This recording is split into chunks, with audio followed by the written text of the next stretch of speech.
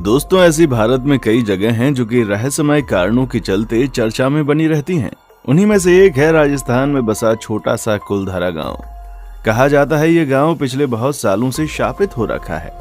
पर दोस्तों, सवाल ये है कि आखिर ऐसा क्या हुआ था कि एक रात में 84 गांव के लगभग 600 घरों के लोग अचानक ही गायब हो गए और कहाँ गए इसका कोई नहीं पता। क्यों आखिर ये गांव पूरी तरह बंजर और वीरान हो चुका है? आखिर ऐसी कौन सी बात है जिसकी वजह से आज भी इस गांव में कोई नहीं रहता? और आज इसी कड़ी में हम कुलधरा गांव के रहस्य को थोड़ा सा जानने की कोशिश करेंगे। दोस्तों, अगर आप कभी वहां जाएंगे तो जर्जर हालातों में पड़े खंडहर आज भी उस घटना की गवाही देते हुए नजर आएंगे जिसने अचानक से इस सुंदर से गांव को एक वीराने में तब्दील कर दिया। ये कुलधरा गांव आज जिस हालात में है वैसा पहले कभी नहीं था। दोस्तों, आज से लगभग 200 साल पहले ये कुलधरा गांव खाली और वीरान पड़ा हुआ था। एक समय में यह बहुत ही सुंदर और सारी सुख सुविधाओं से लैस हुआ करता था। आपको बता दें कि भारत में जो सबसे डरावनी जगह है उन जगहों में कुलधरा गांव भी शामिल है।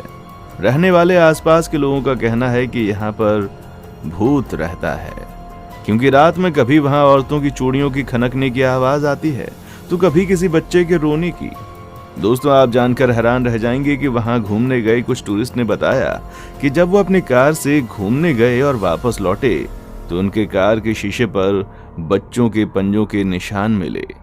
खैर, क्या सच है और क्या झूठ इसका तो पता नहीं, पर राजस्थान की सरकार की हरकत ने इन सब को सच में बदल दिया है। राजस्थान सरकार ने उस गांव के चारों तरफ 2 किलोमीटर की दूरी पर एक बाउंड्री बनाने के साथ बड़ा गेट भी बनवा दिया। इतना ही नहीं दोस्तों, वहां दिन में तो कोई भी घूमने जा सकता है, पर शाम ढलने के बाद कोई नहीं जा सकता। आम आदमी तो छोड़िए, 4 बजे के बाद वहां कोई गार्ड भी नहीं रुकता। इतिहासकारों की बात करें तो वो भूत प्रेत का तो नहीं, पर इस बात को जरूर मानते हैं कि एक रात में ये पूरा गांव खाली हो गया था। आपको पता ही होगा कि राजस्थान का सबसे मशहूर गोल्डन शहर, इसी गोल्डन शहर का नाम जैसलमेर है। इसका नाम खूबसूरत शहरों की श्रेणी में आता है। यहाँ पर आपको दुकान, मकान, होटल, किले सब पीले रंग में रंगे नजर आएंगे। सूरज की जब पहली किरण इस शहर में पड़ती है तो मानो सोना चमकने लगता है। दोस्तों, जैसलमेर से ज्यादा नहीं, सिर्फ 18 किलोमीटर की दूरी पर कुलधरा बसा हुआ है। कुलधरा गांव तो वीरान ही है, पर जब आप जैसलमेर से कुलधरा के लिए जाएंगे तो वहां की सड़कें भी आपको एकदम सुनसान मिलेंगी। ना लोग, ना उतनी गाड़ियां। कहीं दूर जाकर आपको एक आधा गाड़ी नजर आ जाए तो नजर आ जाए, वरना वो भी नहीं। इतना ही नहीं, जब आप पहुंचकर गेट के अंदर से घुसेंगे तो आपको भी थोड़ा सा अजीब महसूस होगा। गर्मी की दोपहर में हमारी क्या हालत होती है ये हम सब जानते हैं, पर कुलधरा में आपको उतनी गर्मी महसूस नहीं होगी। दोस्तों, इतिहासकारों के हिसाब से सन 1291 में जैसलमेर से करीब 18 किलोमीटर दूर पालीवाल ब्राह्मण ने इस गांव को बसाया था। यहाँ पर 84 गांव के लगभग 600 घर एक साथ मिलजुल कर रहते थे। आपको बता दें कि इस जाति के लोग बहुत ही पढ़े लिखे और अमीर थे। दिमाग तेज होने के कारण इस जाति के लोग अच्छे वैज्ञानिक थे। इन्हें तेज इसलिए माना जाता था क्योंकि ये उस वक्त में भी अच्छी तकनीक का यूज करके घर बनाते थे, जिसमें से कुछ घर वहां आज भी मौजूद हैं। सबसे आश्चर्य की बात यह है कि इतना पुराना होने के बाद भी जब आप उसे देखेंगे तो वो आपको नए जैसे दिखाई देंगे। ये लोग एकता में विश्वास रखते थे। दोस्तों, चिलचिलाती गर्मी में भी उन घरों में ठंडी हवाएं आती हैं। इन लोगों ने एक खास तकनीक के बारे में खोज की थी, जहां बारिश का पानी वेस्ट नहीं बल्कि एक गहराई में जाकर जमा हो जाता था। और यही वजह थी कि ये लोग थार जैसे रेगिस्तान में भी फसल उगाने में कामयाब रहे। इन लोगों ने वहां पर कुछ तालाब भी बनाए थे। पर सवाल अभी भी एक ही है कि आखिर ऐसा क्या हुआ कि इतना विकसित गांव सुनसान पड़ गया। तो दोस्तों, ये सब हुआ सालम सिंह की वजह से। अब आप सोच रहे होंगे कि ये कौन सी बला है। सालम सिंह जैसलमेर का दीवान था और कुलधरा उसी के हिस्से में आता था। ये सालम सिंह बहुत ही क्रूर आदमी था, लेकिन इसके क्रूर होने के पीछे भी दोस्तों एक कहानी छिपी हुई है। जब सालम सिंह 11 साल का था तो उसके पिता को गला काटकर मार दिया गया था, वो भी राजद्रोह के आरोप में। और उसके पिता भी जैसलमेर के सोने के किले में दीवान थे। इसी घटना के बाद सालम सिंह निर्दयी और बहुत ज्यादा क्रूर बन गया। ऐसा कहा जाता है कि तब से ही सालम सिंह के मन में सोनार किले को हथियाने की बात आ गई थी और इसी वजह से उसने अपना किला भी सोनार किले से बहुत दूरी पर बनवाया था। और उसके किले की ऊंचाई सोनार किले से भी ऊंची थी। अब जाहिर सी बात है दोस्तों को राजा ये बात कैसे बर्दाश्त कर ले कि उसके दीवान का महल उसके महल से ऊंचा हो। इसलिए सोनार किले के राजा ने सालम सिंह के महल के ऊपर के 2 मंजिल तोड़ दिए। आपको बता दें कि सालम सिंह औरतों में भी बहुत ज्यादा बदनाम था और यही वजह थी कि औरतें उसके किले की तरफ जाना तक नहीं चाहती थीं।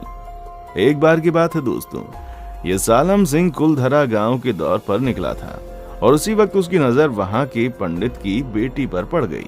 फिर क्या था, उसको देखकर उसकी नीयत खराब हो गई। आपको जानकर हैरानी होगी कि उस लड़की को पाने के चक्कर में सालम सिंह ने अलग अलग तरह के लगान लगाए ताकि ये पालीवाल झुक जाए। पर ये पालीवाल काफी अमीर थे, इसलिए सालम की मंशा पर पानी फिर गया। इसके बाद सालम सिंह इतना नीचे गिर गया कि उसने बहुत बार पंडित की बेटी को उठवाने की कोशिश भी की, पर वो उसमें भी नाकामयाब रहा। बार बार अपने मंसूबे में कामयाबी ना मिलने के बाद सालम सिंह के सर पर उस लड़की को पाने का जुनून सवार हो गया और जुनून कुछ इस कदर सवार हुआ कि सालम सिंह ने कुलधरा गांव में यह संदेशा भिजवा दिया कि अगर अगले पूर्णमासी की रात लड़की को सालम सिंह के हवेली पर नहीं भेजा गया तो पूर्णमासी के अगले दिन वो सैनिकों के साथ उस गांव पर हमला कर देगा। जाहिर सी बात है कि गांव में एकता थी, जिसकी वजह से पूरा गांव परेशान था कि आखिर किया क्या जाए। गांव का हर आदमी अपने अपने तरीके से सुझाव दे रहा था, पर किसी का सुझाव सही नहीं था। वो ज्यादा देर इंतजार भी नहीं कर सकते थे क्योंकि पूर्णमासी आने में बस कुछ ही दिन बाकी थे। जब लोगों से हल नहीं निकला तो पंचायत बैठी और उसी दिन एक मंदिर में गांव के सभी लोग एकत्रित हुए, जिसके बाद बातचीत शुरू हुई। कुछ लोगों ने बोला कि हम उन लोगों से लड़ेंगे, पर उनकी संख्या कम थी, जिसकी वजह से प्लान काम नहीं किया। तो कुछ लोगों ने राय दी कि पंडित उस गांव को छोड़कर चला जाए, पर बाकी के लोग इस बात पर जानते थे कि अगर ऐसा किया तो सालम सिंह गांव के लोगों पर अपना गुस्सा निकालेगा। इसलिए सबके मन से एक फैसला लिया गया कि वो चुपचाप गांव को खाली कर देंगे। शायद इसे ही कहा जाता है एकता में बल, जो आज के जमाने में कहां देखने को मिलता है। यहाँ तो एक पड़ोसी ही दूसरे पड़ोसी की मदद नहीं करता और यहाँ 600 घरों के लोग सिर्फ एक लड़की की इज्जत बचाने के लिए एक साथ आ गए। कुलधरा के गांव के लोगों का कहना था कि वो अपनी इज्जत का सौदा कभी नहीं करेंगे। इन लोगों को ये बात पता थी कि अगर ये एक आध दिन के बाद जाएंगे तो कहीं ना कहीं से बात बाहर आ जाएगी, इसलिए इन लोगों ने फैसला किया कि ये लोग उसी रात जाएंगे। इन सब के बाद सबको ये भी बोला गया कि अपने साथ सिर्फ कीमती और जरूरी सामान ही लेकर चलें। उसके बाद क्या दोस्तों, सबने अपने सामान उठाए और चल दिए और बाकी चीजों को जस का तस छोड़ दिया।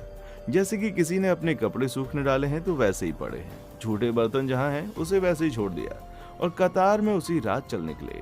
और जब जाते जाते वहां के लोगों ने इस गांव को एक श्राप भी दे दिया कि ये गांव अब कभी नहीं बसेगा और जो भी यहाँ बसने की कोशिश करेगा वो कभी खुश नहीं रह पाएगा। अब 3 दिन बीतने के बाद पूर्णमासी का दिन बीत गया और उससे में सालम सिंह कुलधरा गांव की तरफ बढ़ता है और वहां पहुंचते ही सालम सिंह के होश उड़ गए, क्योंकि उस गांव में सन्नाटे के अलावा कुछ नहीं था। वो पूरे गांव की तलाशी लेता है पर उसे एक शख्स नहीं मिलता। इसके बाद सालम सिंह बहुत सी खुदाई करवाता है क्योंकि वो जानता था कि पालीवाल बहुत अमीर होते हैं। अब उसे वहां कुछ मिला या नहीं इसका कोई जिक्र नहीं है। इतना ही नहीं, सालम सिंह के सैनिकों ने इस गांव में बसने की बहुत कोशिश की, पर उनके साथ वहां कभी कुछ भी सही नहीं हुआ। कहा जाता है कि अगर आप एक रात वहां रुक गए तो दूसरी सुबह आपकी होगी ही नहीं। 2013 में कुछ पैरानॉर्मल सोसाइटी के लोग गए जिन्होंने दावा किया कि वहां नेगेटिव एनर्जी है। अब वो 600 गांव के लोग कहां गए इसका तो नहीं पता, पर कहा जाता है कि ये लोग अलग अलग जाकर बस गए और तभी से कुलधरा अकेला, वीरान और भूतिया बन गया। क्या आप कभी कुलधरा घूमने गए हैं और वहां पर कुछ अटपटा महसूस किया है? कमेंट सेक्शन में आकर जरूर बताएं। वीडियो पसंद आई है तो वीडियो को लाइक और दोस्तों के साथ शेयर करना ना भूलें। देखने के लिए शुक्रिया।